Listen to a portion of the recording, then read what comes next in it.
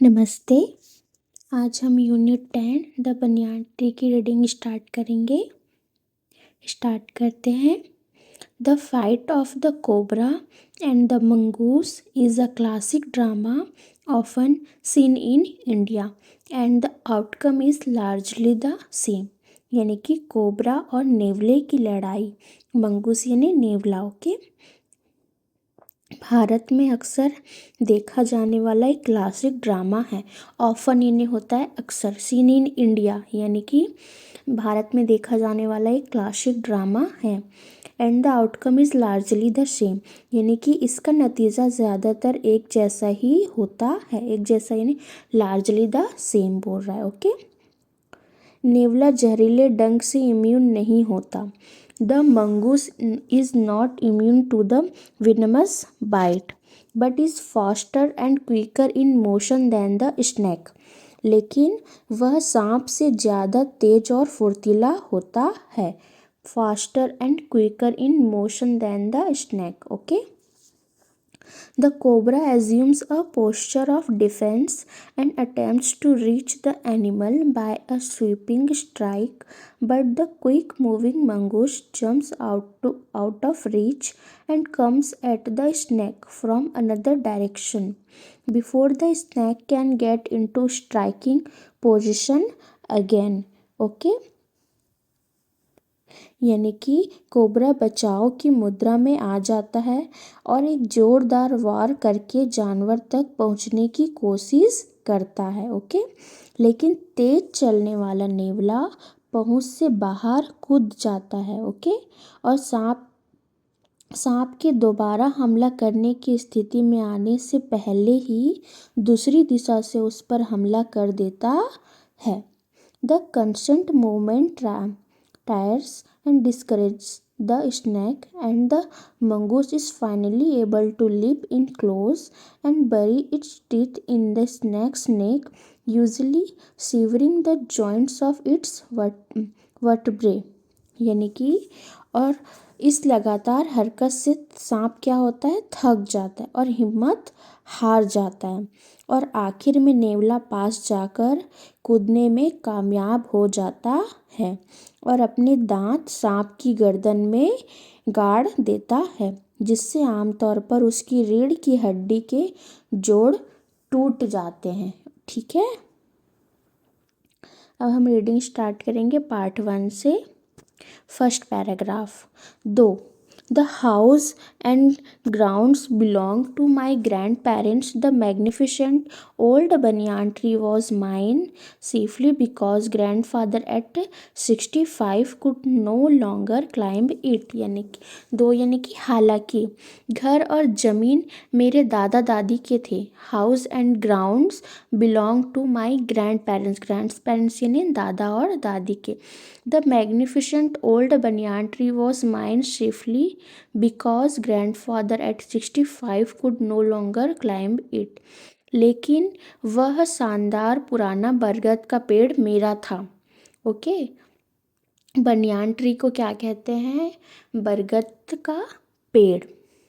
खासकर इसलिए क्योंकि दादाजी जो 65 साल के थे अब उस पर चढ़ नहीं सकते थे। Could no longer climb it, climb यानी होता है चढ़ना। Okay, second paragraph. Its spreading branches which hung to the ground and took root again formed a number of twisting passages. यानी कि उसकी फैली हुई डालियाँ, स्प्रेडिंग ब्रांचेस, ब्रांचेस यानी कि होती है डालियाँ, स्प्रेडिंग यानी कि फैली हुई, जो ज़मीन तक लटकती हैं। विच हंग टू द ग्राउंड्स यानी कि जो ज़मीन तक लटकती हैं और फिर से जड़ पकड़ लेती। And took root again, root यानी होती है जड़, फिर से पकड़ लेती मतलब अगेन, टुक रूट अगेन, जिससे कई घुमावदार रास्ते बन जाते थे। Formed a number of twisting passages. Okay, जिससे क्या होते थे, कई घुमावदार रास्ते बन जाते थे। Formed a number of twisting passages. Gave me endless pleasure यानी कि मुझे बहुत खुशी देते थे। गेव मी एंडलेस प्लेजर यानी कि मुझे बहुत खुशी देते थे। Among them were squirrels and snails and butterflies. उस उनमें गिलहरियाँ, घोंगे और तितलियाँ थी। क्या थी? गिलहरियाँ। स्क्वायरल्स यानी गिलहरियाँ, स्नेल्स यानी घोंगे और बटरफ्लाइज यानी तितलियाँ। The tree was older than the house, older than grandfather, as old as Dehradun itself। क्या कह रहा है? वह पेड़ घर से भी पुराना था। The tree was older than the house, यानी कि वह पेड़ घर से भी पुराना था। ओल्डर देन ग्रैंडफादर यानी कि दादाजी से भी पुराना। As old as Dehradun itself, और उतना ही पुराना जितना कि देहरादून खुद। Okay, I could hide myself in its branches behind thick green leaves and spy on the world below, यानी कि मैं उसकी डालियों में घने हरे पत्तों के पीछे छिपकर नीचे की दुनिया पर नज़र रख सकता था। आई कुड हाइड, हाइड यानी छिपना, myself in its branches मतलब क्या कह रहा है कि मैं उसकी डालियों में भी छिप सकता हूँ। Behind thick green leaves, behind यानी होता है पीछे, थिक यानी कि क्या कहना चाहिए? मोटा। थिक ग्रीन लीव्स यानी कि हरे पत्ते, घने, behind sorry thick green leaves यानी कि घने हरे पत्ते, and spy on the world below यानी कि पीछे छिपकर मैं नीचे की दुनिया पर नज़र रख सकता था। Okay, third paragraph. My first friend was a small grey squirrel, यानी कि मेरा पहला दोस्त एक छोटी ग्रे गिलहरी थी। स्क्वायरल यानी कि गिलहरी। Arching his back and sniffing into the air, he seemed at first to resent my invasion of his privacy, यानी कि अपनी पीठ झुकाकर और हवा में सूंघते हुए वह पहले तो मेरी दखलंदाजी से नाराज लग रही थी। Okay, but when he found that I did not arm myself with a catapult or air gun, he became friendly and okay, लेकिन जब उसने देखा कि मैं उसके साथ गुलेल या एयर गन नहीं रखता तो वह फ्रेंडली हो गई। Okay, and when I started bringing him pieces of cake and biscuit he grow quite bold and was soon taking morsels from hand। और जब मैंने उसे केक और बिस्किट के टुकड़े देना शुरू किया तो वह काफ़ी हिम्मत वाला हो गया और जल्द ही मेरे हाथ से टुकड़े लेने लगा। Before long he was delving into my pockets and helping himself to whatever he could find, यानी कि कुछ ही समय में वह मेरी जेबों में झांकने लगा और कुछ भी उसे मिलता खुद ही ले लेता। He was a very young squirrel and his friends and relatives probably thought him foolish and headstrong for trusting a human। Okay, कुछ ही समय में वह मेरी जेबों में झांकने लगा और जो कुछ भी उसे मिलता खुद ही ले लेता। वह बहुत छोटा गिलहरी का बच्चा था और उसके दोस्त और रिश्तेदार शायद उसे इंसान पर भरोसा करने के लिए बेवकूफ़ और जिद्दी समझते थे।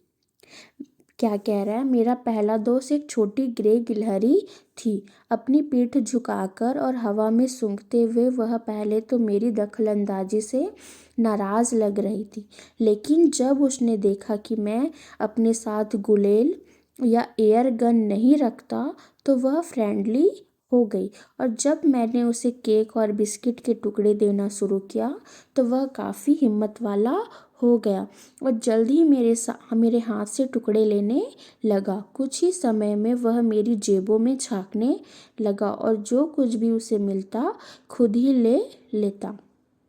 वह बहुत छोटा गिलहरी का बच्चा था और उसके दोस्त और रिश्तेदार शायद उसे इंसान पर भरोसा करने के लिए बेवकूफ़ और जिद्दी समझते थे। फुलिश एंड क्या कह रहे हैं? Head strong for trusting a human. Foolish यानी बेवकूफ़। Okay, next paragraph.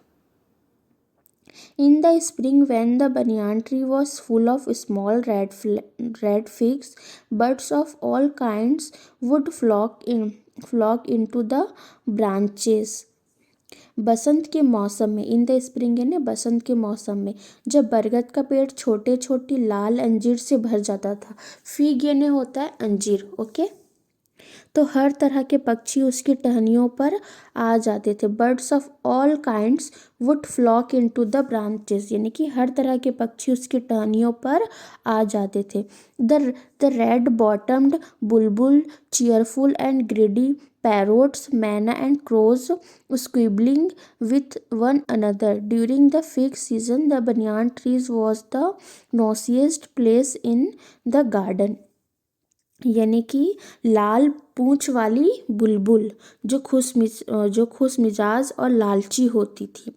तोते, मैना और कौवे आपस में लड़ते रहते थे। कौन? तोते, मैना व कौवे आपस में लड़ते रहते थे। अंजीर के मौसम में बरगद का पेड़ बगीचे में सबसे शोर वाली जगह होती थी, okay. Next, halfway up the tree, I had built a crude platform where I would spend the afternoons when it was not too hot. यानी कि पेड़ के बीच में मैंने एक कच्चा सा प्लेटफॉर्म बनाया था, okay. I had build a crude platform, यानी कि कच्चा सा प्लेटफॉर्म बनाया था जहाँ मैं दोपहर में तब बैठता था जब ज़्यादा गर्मी नहीं होती थी। I would spend the afternoons when it was not too hot, मतलब जब ज़्यादा गर्मी नहीं होती थी। I could read there, propping myself up against the tree with a cushion from the living room. यानी कि मैं वहाँ लिविंग रूम में से एक कुशन लाकर पेड़ से टेक लगाकर पढ़ता था। Against the tree with a cushion from the living room. Treasure Island, Huckleberry Finn, and the story of Dr. Dolittle were some of the books that made up my banyan tree library.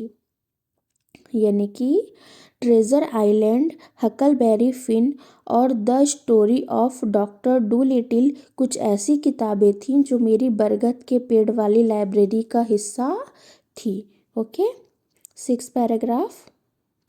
When I did not feel like reading, I could look down through the leaves at the world below, and on one particular afternoon I had a grandstand view of that classic of the Indian wilds, a fight between a mongoose and a cobra. यानी कि जब मेरा पढ़ने का मन नहीं करता था तो मैं पत्तियों के बीच से नीचे की दुनिया को देख सकता था, और एक ख़ास दोपहर को मुझे भारतीय जंगल के उस क्लासिक नज़ारे को देखने का मौका मिला, एक नेवले और कोबरा के बीच लड़ाई। यानी कि when I did not feel like reading, यानी कि जब मेरा पढ़ने का मन नहीं करता था, I could look down through the leaves at the world below, तो मैं पत्तियों के बीच से नीचे की दुनिया को देख सकता था, okay. And no one particular afternoon I had a grandstand view of that classic of the Indian wilds. यानी कि और एक ख़ास दोपहर को मुझे भारतीय जंगल के उस क्लासिक नज़ारे को देखने का मौका मिला।